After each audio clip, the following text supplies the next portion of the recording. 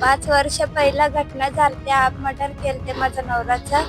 तेच केस वापस घ्या म्हणून त्याने अजून एकट्याला बघून जिमला येऊन जाताना मारले ते.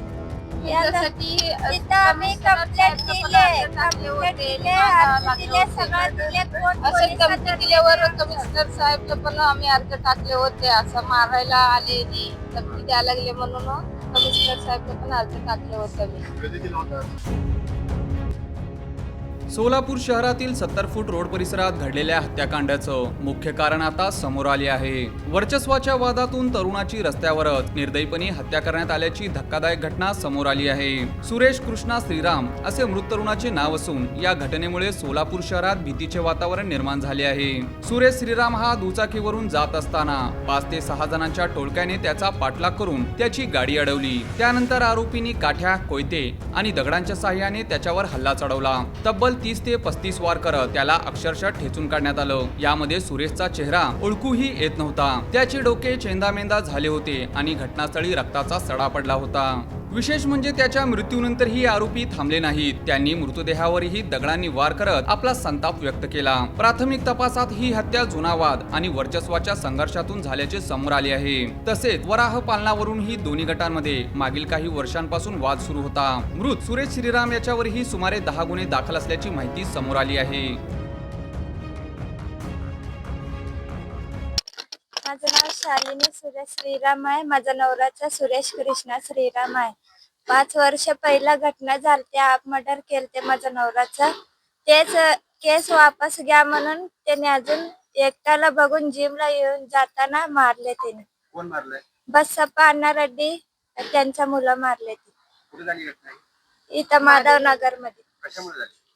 पहिल्याच होतं खुन्नस, त्यासाठी त्याने मारले. कशासाठी? पहिला भांडण झालतं आमचं. पैशाचं देवाणघेवाण? नाही, काय डुक्कर साठी झालत. आमचा डुक्कर पाळत होता मी, तेव्हा भांडण झालत. मी डुक्कर विकून आता आमचं आम्ही करून खायला लागलो. मग तेच कुणास ठेवून मारलेत आमच्या नवऱ्याला. हाफ मर्डर केले 5 वर्ष खाली. मग ते केस केले आम्ही, त्यांचा सजा बसवायचा आता. सजा होते म्हणून यालाच कलस करायचं म्हणून एकट्याला बघून मारले त्यांनी. सकाळी किती वाजता घरातून निघाले होते? 8 वाजता 8 वाजता. कुठे गेले होते? कुठे जात- जिमला. अशोक चौक मध्ये जिम आहे बघा तिथं. अच्छा. कशाने मारण्यात आलेलं काय? कोयता आणि दगड घेऊन मारले, ते सगळं तिथंच आहे. तुम्हाला कधी माहिती मिळाली याची? मला 10 वाजायला तेव्हा माहित झालं.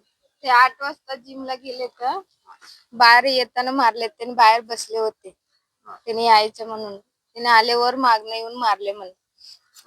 तुमचं नाव काय? गीता श्रीराम, सुरेश श्रीराम. काय व्यवसाय करत होते तुमचे? झाडू ते व्यवसाय करत होते. आता किती आहे त्यांच्याकडे? किती आहे घरामध्ये? कोण कोण आहे?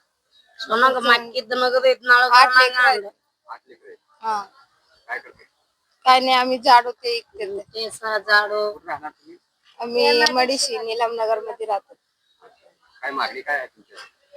त्याला सजवा बसवायचे तेवढंच. आमचं लेकरा ते अनाथ झाले सर, कोण नाही आमचं. आम्हाला 8 लेकरं सगळं फेकले तर सगळं धोका सगळं येत झाले.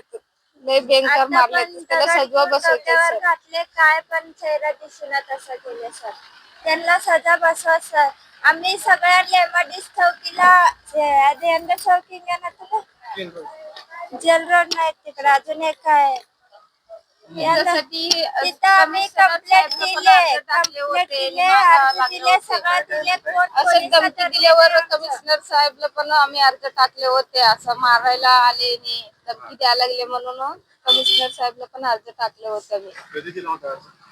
1 तारीख 25 तारीख 3 तारखेचं 1 महिना झाले सर. कारवाई वगैरे काय झाली नाही का? काय झाले काय नाही नाही झालं त्यांच्यावर. दरा म्हणले त्यांनी धरले नाही, पण त्यांना अजून सलगर वस्तीमध्ये पण त्याने भांडण केले. ते आमच्या नवऱ्यावर विनाकारण नाव टाकले. त्याचं पण काय नाही, त्यांनी गेले नाही, काय नाही. सगळं सबूत आहे आमच्याकडं. त्याने आमच्या घरातच आहे नवरा, सगळं सबूत आहे, तरी पण त्याचं नाव घातलंय आमच्या नवऱ्याचं त्याने. मारले म्हणून जाताना काय सांगितलं तू? म्हणजे घरातनं बाहेर पडलं काय काय नाही सर, सांगितलं रोज नाही. जाते तसंच केले, रोज रोज जाते जिमला, रोज जाते. मग सलगर वस्ती पोलीस स्टेशनला पण आम्ही अर्ज दिलो, त्यांनी पण काय धरले नाही त्याने. चालेल.